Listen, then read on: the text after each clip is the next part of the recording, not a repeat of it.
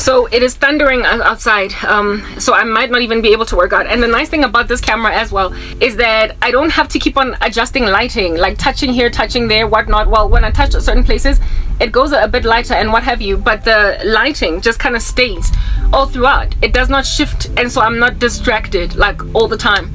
Yeah, that's the nice thing about it. I hope that I'm going to be able to exercise today, but if it rains, I won't be able to. It's starting to thunder. I don't know if you can hear that, but I certainly will be able to get this message out, because the Lord is gracious. He's amazing, and he has given me a recording device that doesn't give me problems. Like, praise God.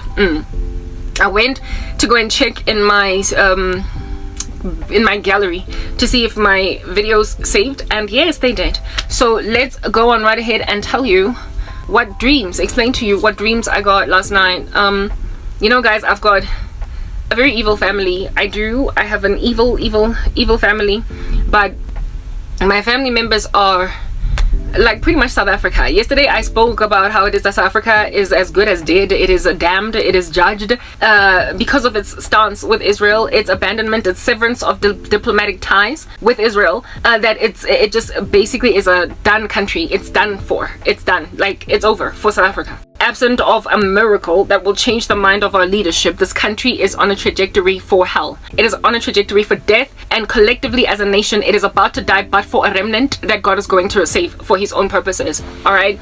Well, I do live in South Africa. That is my country. Perhaps that might be the issue, the challenge on the land that you live in too, but what my family members are is basically a sample representative or representation of South Africa. My family members are a sample representation of Afrika du Sud, of Mzansi. Yeah, that's my family.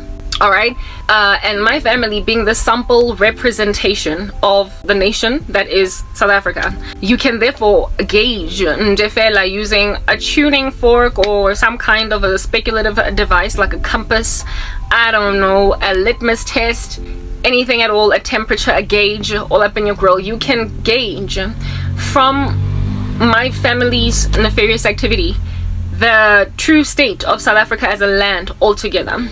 It is utterly impossible for me to be the only individual living in a country, right, that has got literally almost every single family member involved in the occult. It's impossible. I cannot be the only one. I'm not special. Do you understand? My case is not unique at all. I am not the only one. I know it is an epidemic in especially the black community, but I am pretty aware that Indian people are very heavy into witchcraft too, just like black people, almost as much, if not as much as black people.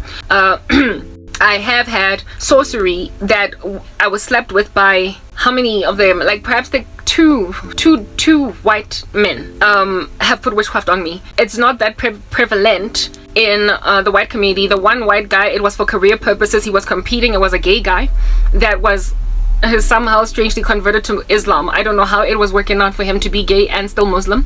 And then the other white guy that did this to me was a dude that had a crush on me, that felt passed up, or that felt like I just walked right by him, not responding at all, and I was afflicted by that. However, most of the witchcraft that I have been slapped with has come from black people, followed number 2 closely by Indian people. Okay, the country is made up of, I guess, all of these races, but the 4 main recognized races in South Africa are black, white, colored, and Indian. And every so often, Asians or the Chinese, the South and North Koreans will be incorporated and bunched together in the previously disadvantaged group that is Indian for the purposes of census and statistics, etc. There were not enough of them to give a whole category to them, right, in the new South Africa as we were coming out of apartheid. But they have increased in number quite significantly, enough for them to, I guess, be given the same status as Indian people. But yeah, so basically we've got some Asians, Indians, who to a certain extent are also Asian, but not entirely, right? And then there's coloreds, and then there's blacks, and then there's whites. And out of those groups of people, black people are prolific with sorcery, followed closely, if not at the same scale, as Indian people. And then there's everybody else. Everybody else just falls into everybody else. But despite that, the level of sabotage is prominent across all races, because people are afflictors of one another just because they can, and that's what they do. Because of the observation of the defeatism of black people, everybody has basically rode that bandwagon where it is that good black people, in other words, black people that are good at what they do, black people who are skilled in any regard, if they're intelligent and so are academics at school, or black people that are really good at what they do in corporate, in the office, in the business arena, they have got those who compete with other people generally. Like if you are competing with a person at all in this country that is South Africa, those who compete with black people use the defeatism of black people against them. So somebody that has a competitive little blood, like, you know, infection against me, for instance, would use the fact that black people are so destructive of each other, even to the point of using witchcraft. So I basically fell splat on the ground thanks to those who are competing with me for career or whatever across all races. Irrespective of their race, there was competition with me by people who felt like I was a rival in whatever regard. Do you understand? Yeah. And they used what black people do to each other. They used it. They thoroughly climbed the bandwagon of black people's propensity towards throwing each other off cliffs and throwing one another underneath a bus. All right. One of my former boss, some white chick, decided to, upon finding out that my mom had her fingers somehow in my case, even though she ought not have had my fingers in my case because I was the employee of MTN, she rode that wave and made a decision to basically add insult into my injuries, where I was being suspended without cause from my job, facing dismissal. And they all decided to use my mom against me because they saw that my mother was irresponsible with me. How it is that my mother even was infiltrated into my whole case at MTN, they didn't understand. They did not know how it got there, but they were happy to use it. That's just what happens in the black community. The moment they see that your sister got a bone to pick with you, they will ride it and, you know, divide and conquer. That's what's good. Yeah. If at all you've got a rival, if you've got somebody that you are competing with, you will use anything at all, especially if that person is very strong, to get to them. And so everybody gets to black people through black people.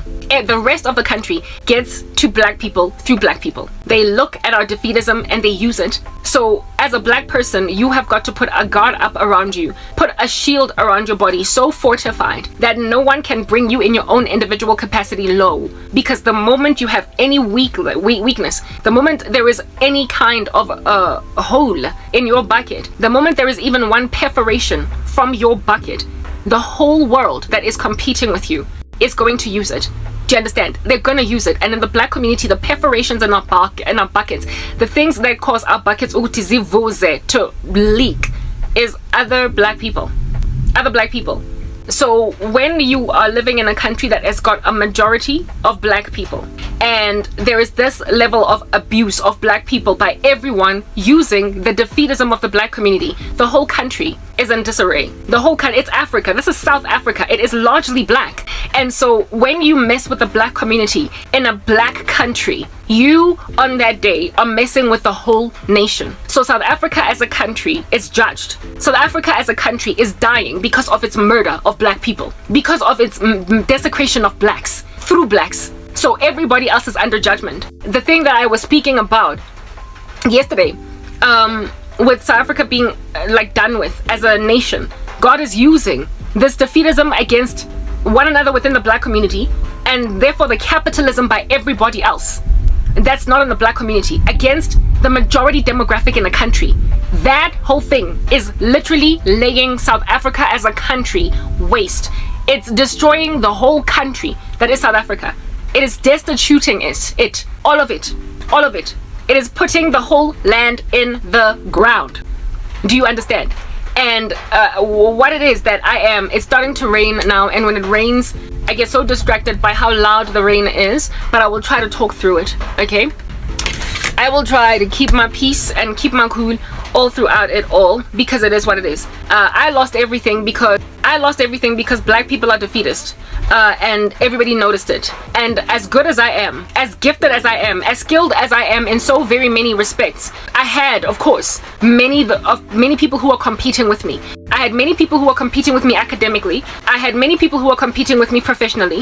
I had many people competing with me in a lot of things like marriage, getting husbands, family, acquisitions, etc. I had people competing with me on just about anything at all that I could do from various spheres of my life. And with that competitiveness, upon them making an observation of the incendiary character of my people, my family especially, they used it. It was like, I've always wanted to basically bankrupt Karabo or get rid of her. I've always wanted to remove Karabo from the scene, and this is my shot. It is not only those that are outside of the black community that do this to us, it's other black people. When other black people make an observation of the way that their friend is being treated, they ride it. So my former friends rode the wave of my family's insensitivity towards me. My colleagues rode the wave. Black people, other black people. I had, like, Wits University rode the wave of what under heaven it is that black people did to me. And so I could not come up for air. I couldn't stand. So that's a country that is taking some of its best people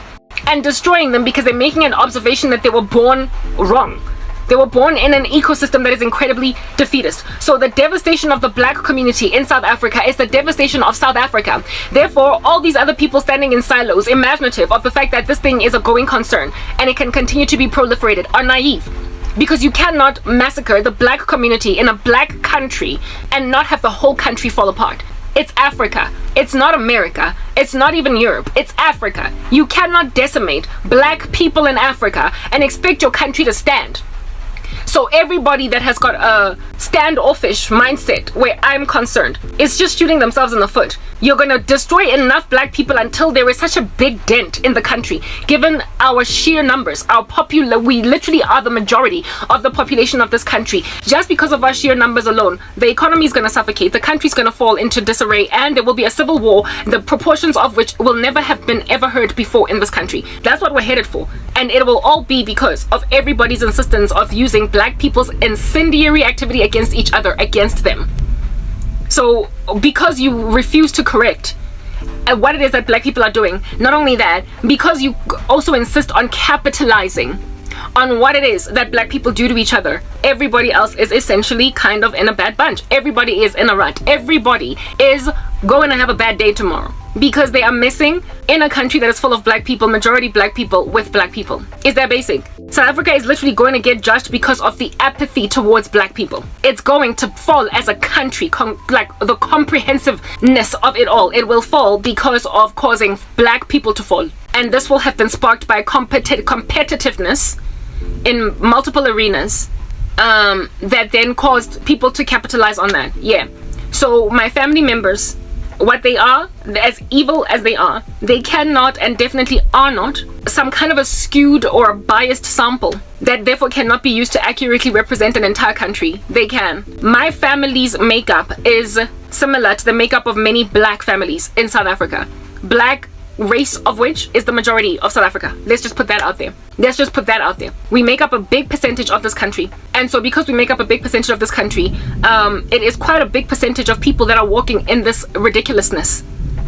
Like, my family is full of witches. Almost everybody is practicing after they get to a certain age, and it is near on guaranteed that by the time kids in my family get to perhaps the age of 25, 6, when they start to graduate to, a professional young adulthood, they start to dabble with witchcraft. It's almost inevitable. It's like a calling. A very evil one. They get pursued by it, and even if you like umuntu agafanelwe a certain thing, and even if there was a time back in the day when they spoke about it very negatively, they nonetheless glide in it. My family members, by the time they get to the age of, let's round it off to the nearest 10, 30. By the time they get to 30, they've dabbled. They've done some kind of witchcraft.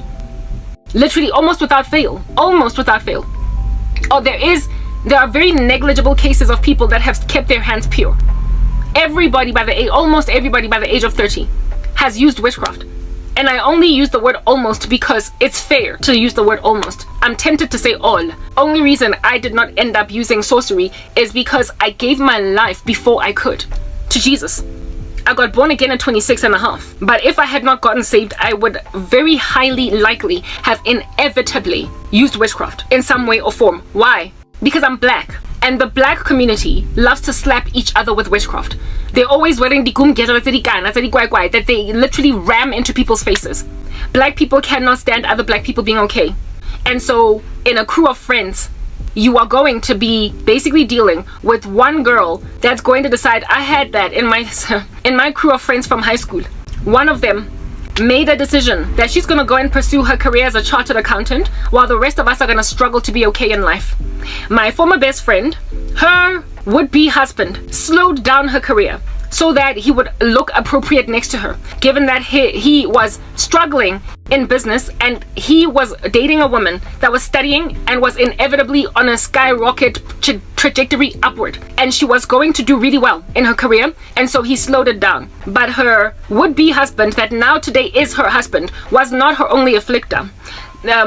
She also then got come up against by some chick that wanted to be the most successful out of all of the crew of girlfriends, and before any of us could do anything, she had already determined our destinies. One of my friends, former friends from high school, bewitched all of us. There were 7 of us. She bewitched all 6 of us to always be behind her in life. So my former best friend's career was thwarted first by her would-be husband and then this chick. So a double whammy slapped her. Do you understand? The rest of them all put witchcraft on me. What ultimately gets a person to a point where they are gonna bewitch everybody? Well, what makes a person get there? It's embitterment. When you are dancing, prancing, hopping up and down through life, and then you get met with blockages, with chock-a-blocks, that's when you start to consult sangomas, and that's when you also start to want everybody else to be in a bad knot like you. Misery loves a company. So we're using the example of my former best friend.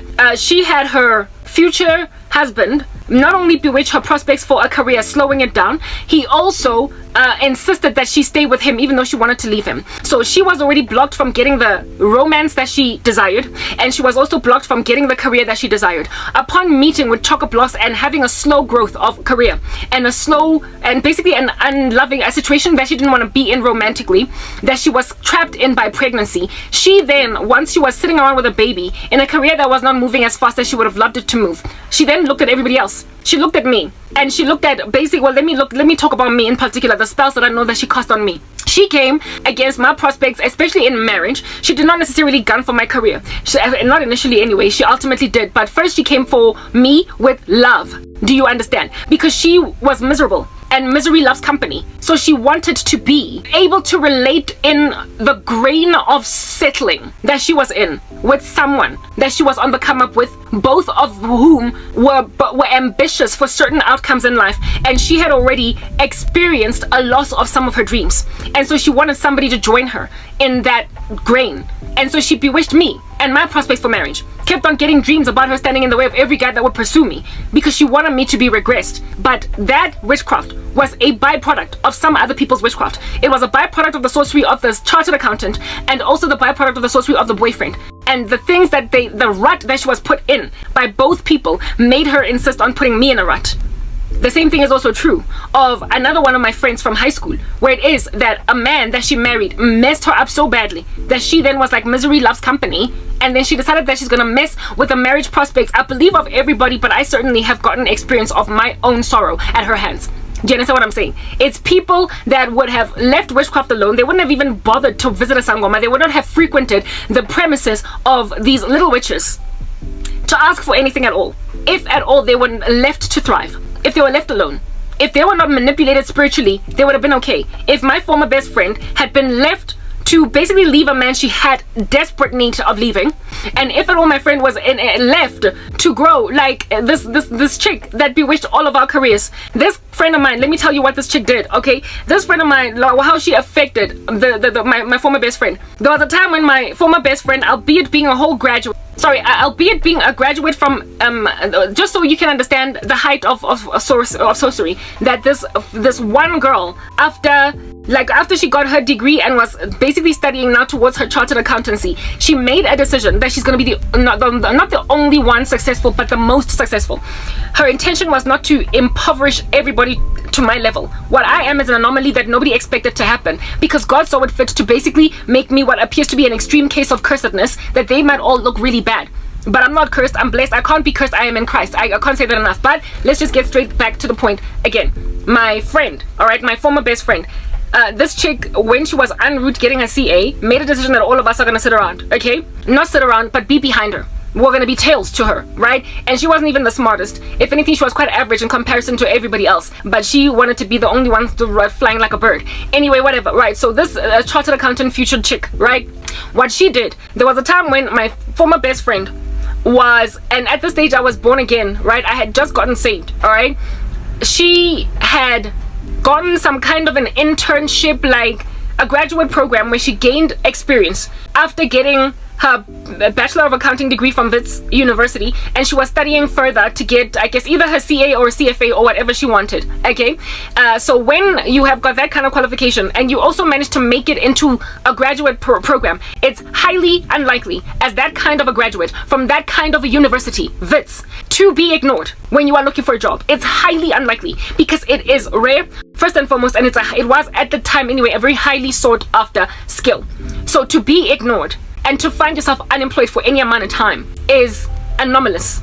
But that happened to my friend, and she had to end up working in KZN in some faraway bundu that she did not like, just to make sure that she gains enough experience, do you understand, in order to basically come back to Johannesburg again. The settle of the job in some other province, in some bundu of KwaZulu-Natal, it was not even central Durban. Remember what I said the other day, about wanting to stay in Johannesburg. There was a time when my mom had not paid my fees and I had to leave school, blah blah, all that jazz, yeah. And how it is that I did not want to leave Johannesburg because it is the economic center or hub of it's the largest economy in South Africa, and if at all you want a competitive salary that is going to be the highest in the land, you have to get a job in South Africa, because according to pay scale and according to, I guess, national statistics, South African salaries, Johannesburg, Gauteng salaries, given that we have the largest economy, excel above those of other major cities in the country like Cape Town and Durban, and of course they excel loftily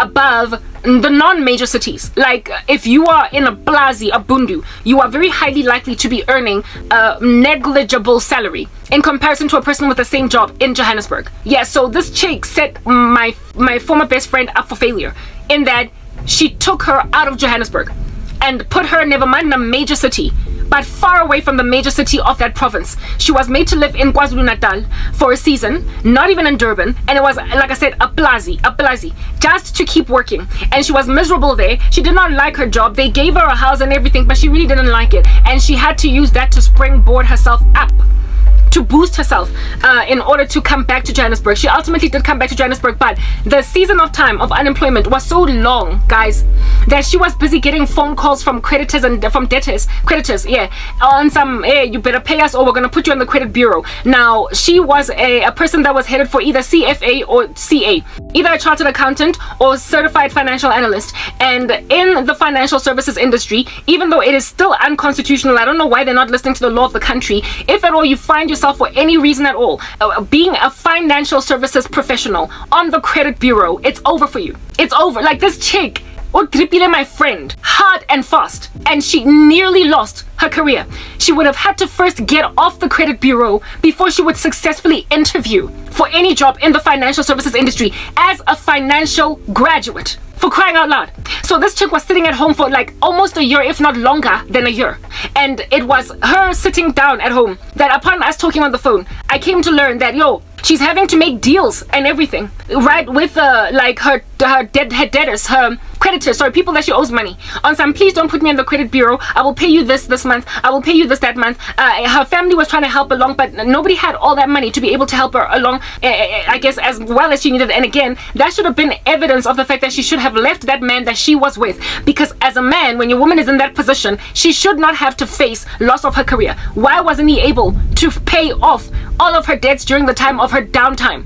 He was literally trying to sabotage her career too, acting like he doesn't have the money. So I stepped up. I was already born again at that stage. I'd already given my life over to Jesus. So I guess that's why that little rando spells did not really work on me. That's why I'm not under a curse. God just saw it fit to put me in this position for such a time as this.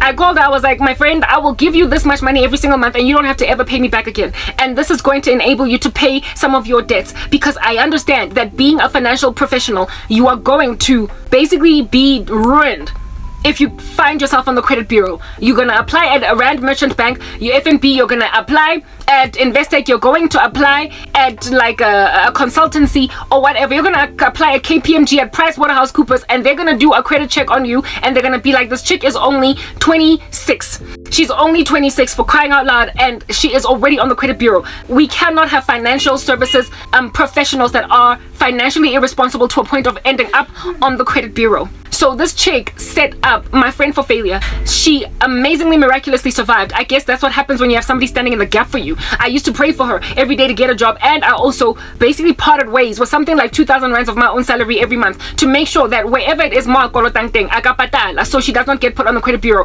And in that same time, that's when she agreed, I guess, to relocate, to move out of Johannesburg. Initially, she was not prepared to relocate for the same reasons I wasn't prepared to relocate, but she ultimately landed a job in KwaZulu-Natal. And for her, it was like, it's either that or I find myself just perpetually stranded on the credit bureau as a financial professional. She nearly destroyed my former best friend's career.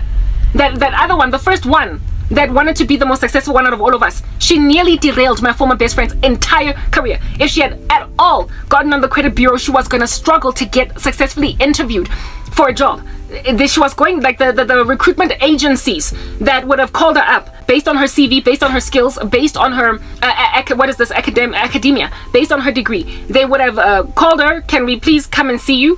Can you see us? And they were going to do a credit check and not call her again. They were going to do a credit check and not call her again, guys. So that's why she moved to KwaZulu-Natal. That salvaged her, praise the Lord. She ended up coming back to Johannesburg, but the grain she was stranded in, and again, being all the way in KwaZulu-Natal, living by yourself, away from everyone you love, everything you know, and it's a plaza, you are going to be lonely. And so a man that you desperately want to leave, a man that you don't want to be with, a man you don't want to stay with in a relationship, is going to be the only person traveling kilometers upon kilometers across provinces to see you. So you're going to feel like he's been there for me, he has basically stood by my side. That guy had to be left. Only busy roaming the streets with 5 different baby mamas, dealing with a woman that's never had children, never been married. She needed a clean slate. That's what that random chick did. So she was set up for failure concerning romance very early, and she was set up for failure concerning career. And those failures are what basically raised in her a spirit of bitterness sufficient enough for her to then go on right ahead and afflict her best friend. She came at me with a flying kick because while there was a time when we both aspired for similar things, now she had already lost some of those dreams and I was still going to grab mine. And so she came at me. I don't know who else she came at. Usually witches don't have one victim, but I can only speak of what it is that she did to me. The chick Ole, bewitching all of us to make sure we don't get anyway. God exposed her in light of showing me who else she bewitched, because she literally came at the whole crew of girlfriends. And one of the girls that she came against was so genius that she was like always in the top 10 on the honors roll at school, for crying out loud. And she came against that, and she was average. She was average. That's what under heaven happened. But the one that was always on the top 10, Lena decided randomly because she belonged to a cult. She was a Jehovah's Witness. But what I'm trying to explain to you guys is that witches, they like artificial intelligence that way. They put themselves in positions of honor and grandiosity above people who ought to have done much better than them, and so that they can come out looking really great on the other side. But they don't have the true talent, the true skill. And so therefore those who are true geniuses in society are swept under the rug by people who are literally mediocre. And when you don't have a barometer to compare them by, you literally won't know that a country's missing something. So the country does not know that it's missing me. It also does not know that it's missing the top 10 chick in the school. The country doesn't know that it's missing people. It doesn't know, because there's no barometer by which to compare the losses. Do you understand? That's what y'all need to understand. People make a decision that I'm going to be the only one successful, even though they are brutally mediocre, and they cause actually excellent people to be buried, disappear off the face of the country. For crying out loud, who in the world continues to proliferate rubbish of that nature? Who lives in a land like that? So my family member, so now that I've explained that whole dynamic with my former best friend and what happened to her and what was the root cause of even her inclination towards sorcery, it was other black people.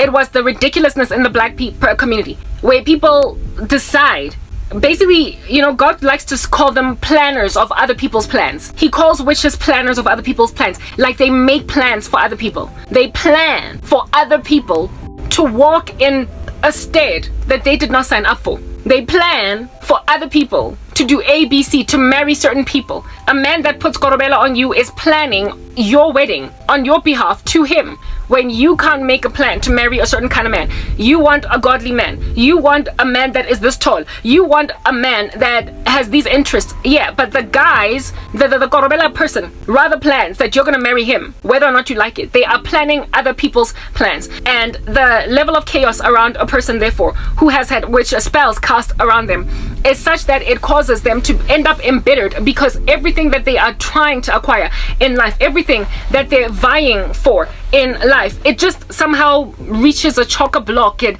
you find yourself unable to get it. But remember, you tend to hang out with like-minded people, and so if at all you all have the same ambitions when you were all in high school. Do you understand what I'm saying? And then all of a sudden you are displaced from your dreams by witchcraft. You're then going to look at everybody else around you on the left and on the right. Do you understand? And you're going to be like, I'm not going to be the only one that did not get what we all wanted to get together. I'm not going to be the only dropout at varsity, so I'm going to bewitch you to also drop out.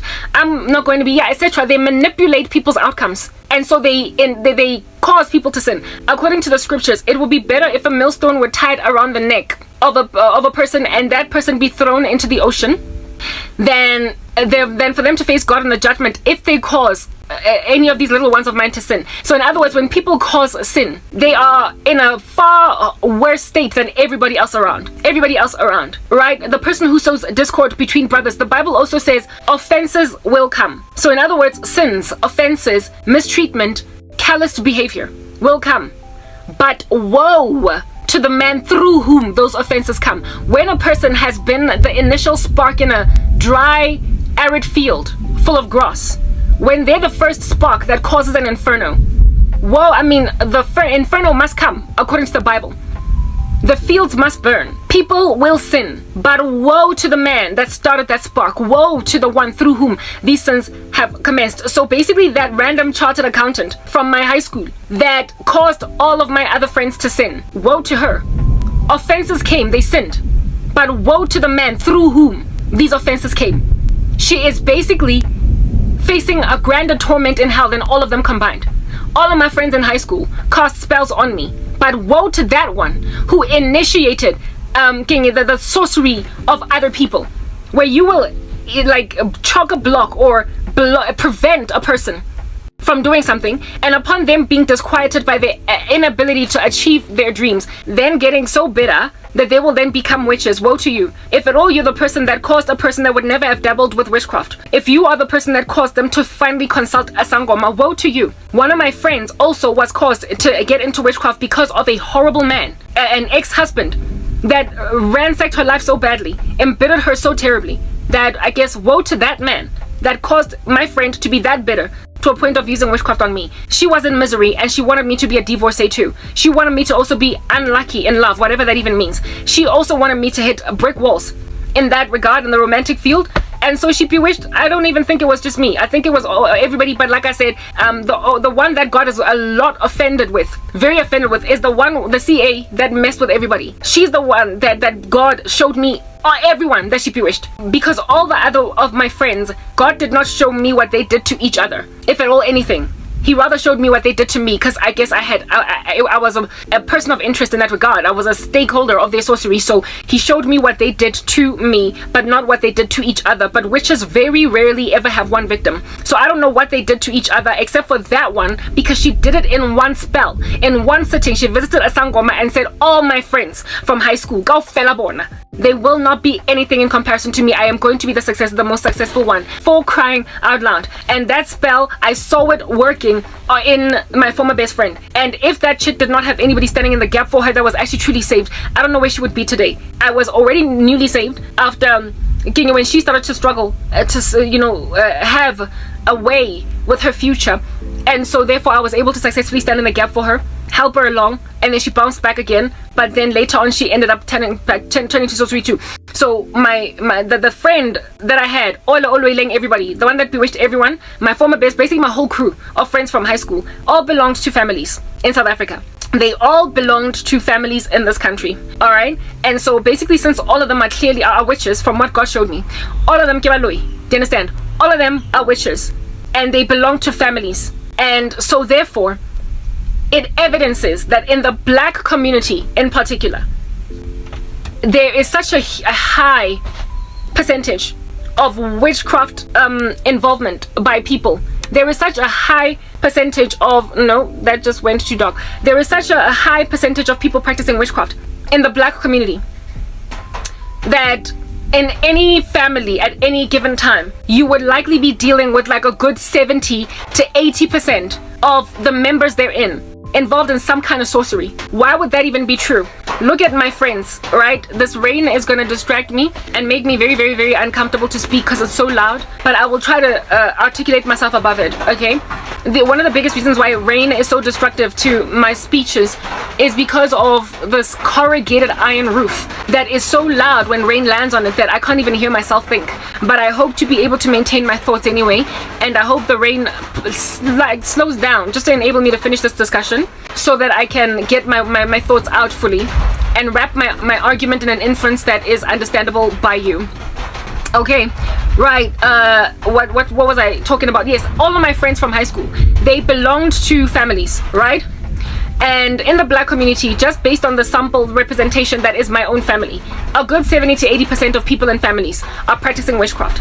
And you know the saying, charity begins at home? Well, the opposite is also true. I like to say that witchcraft is a crime of passion. In other words, people who commit witchcraft tend to bewitch people they love. They tend to bewitch people they admire, people they look up to. It's not usually just random strangers around, unless they are running a coven and unless they're psychopaths. Usually witches will target people they love. So who are the people that you love the most? It is your brother, it's your mother, it's your sister, you get my point. It's your boyfriend. It's people that are closest to you. It is people that you hold very dearly to your heart. Do you understand? Whew. This rain is gonna distract me, but I'm gonna try to talk over it. I would love to be able to speak without raising my voice very high. But anyway, whatever. Witchcraft is, like I said, a crime of passion. So they tend to focus on people that they do love. Meaning that they, of course, focus their energies on family members and friends and close people like boyfriends, you know, colleagues that they look up to or are always talking with, laughing with in the office. Witches rarely ever target strangers at a distance. I have had a few crazy ladies and men bewitch me from a distance that didn't know me, but they're a very small number. Like I said, there will always be outliers in society that do crazy things, and so people who bewitch out of the blue, people that are there at a distance, but they are not many. They don't make up the majority of witches. The majority of witches that will come up against you are in your family. They're in your friendship circle. They are sleeping with you at night. They're your husband. They are your boyfriend. They are your colleague that you're always working closely with in the projects at work. It's people that see you every single day, that talk with you, that pass you pleasantries, that break bread with you. They will be the ones to afflict you. So if those friends of mine could put witchcraft on me since I was their friend, then you can near on with accurate hand-to-glove success apply what they did to me to their own families. My friend was jealous of my prosperity, for marriage, for love, for all that which I wanted. There is no way, therefore, that she did not come up against her sisters likely. There is no way that she did not come up against other of our friends who were single. She did not want to see anybody happy in love that was close to her. She don't want to have to cry when she sees other people do well in that area. So it's likely that she might have also cast spells on her sisters. She had two sisters. I don't know if she did, but it's likely. I'm using probabilities over here.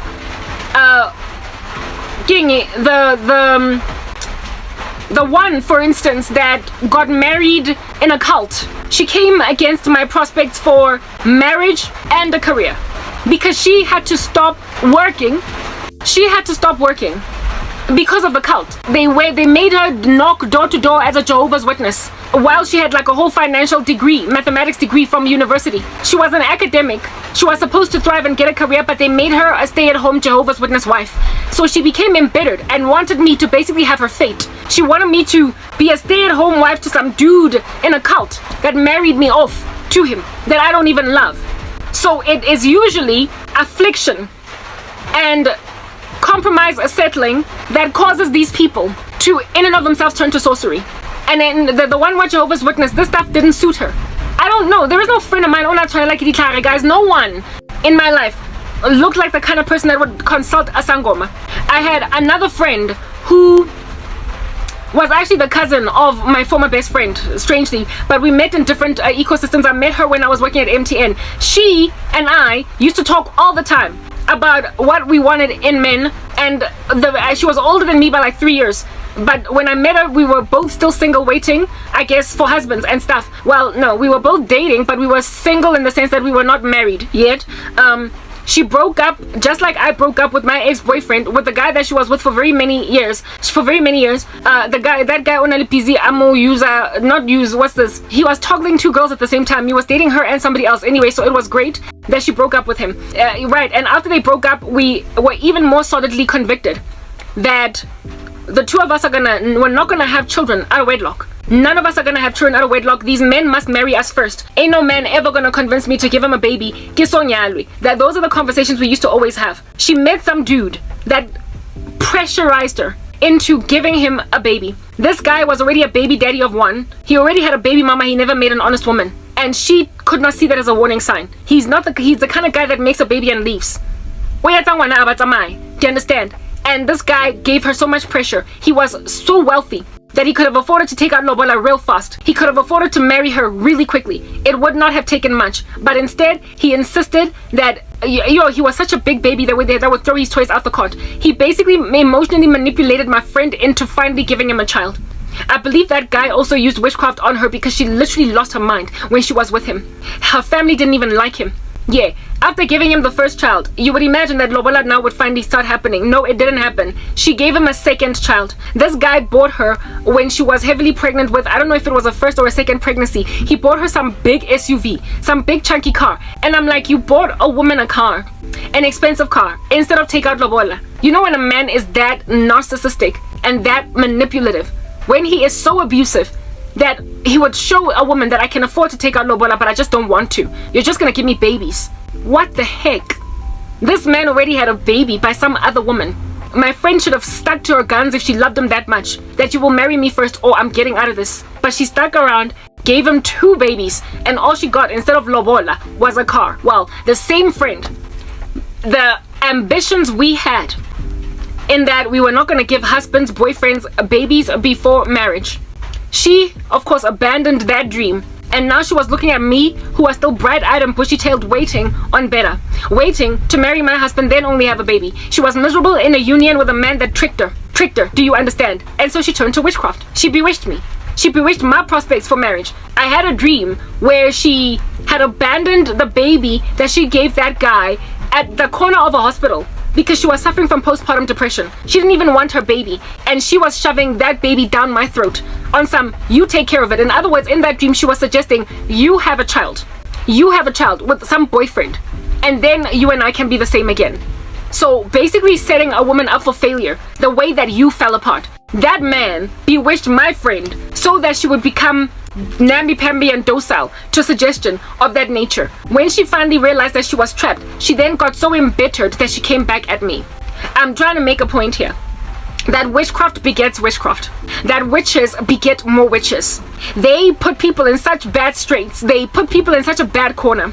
They essentially incarcerate people in stranded lives until, in order to get out or in order to feel a sense of camaraderie with their ecosystem, they then bewitch everybody else around so they won't be the only ones that are fallen in a grain of nothingness, in a grain of basically incarceration. That's what in the world under heaven was going on here. So those are 2 cases that I have told you of 2 of my very good friends now turned mortal enemies, essentially, due to the fact that somebody bewitched them first and then they ended up bewitching me.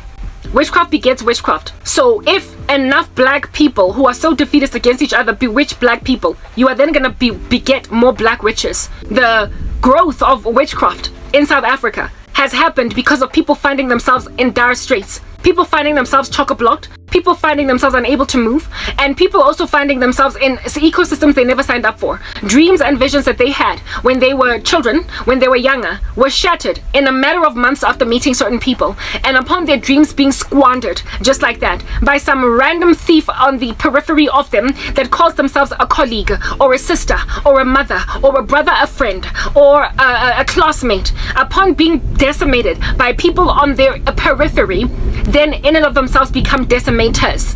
Their sorcery begets more sorcery. They then end up bewitching everybody else because they were bewitched, and they don't even know that their reaction to bewitch is frankly from witchcraft. They think they just made mistakes. They think they just dropped the ball on their dreams. They think they made a decision to just give some guy a baby even though she wanted to have children only once married. They think that they married a man because it's what they wanted to do. And even though at the time they felt like they were dumb and the wrong voices were in their heads, the wrong people were in the ear, they then imagined that thanks to the mistakes that I made, unawares to themselves that it was not a mistake they would have walked in if it was not for spiritual manipulation. They don't know that they were made witches by other people bewitching them. So that's how then you find yourself having the proliferation of a pathogen, the growth of a bug, do you understand, that is unfettered with no antibiotic in the black community, where families grow from being one witch to like 10 cousins now are doing the stuff, 15 next year, 25 family members the year thereafter. And by the time 5-10 years has progressed, you have got Medea's family reunion of witches. It's more like a coven, where an entire family is now a coven. My own mother was made a witch by her sister, who bewitched her when she was still a teenager. They were still both teenagers. She was older than my mom by a year.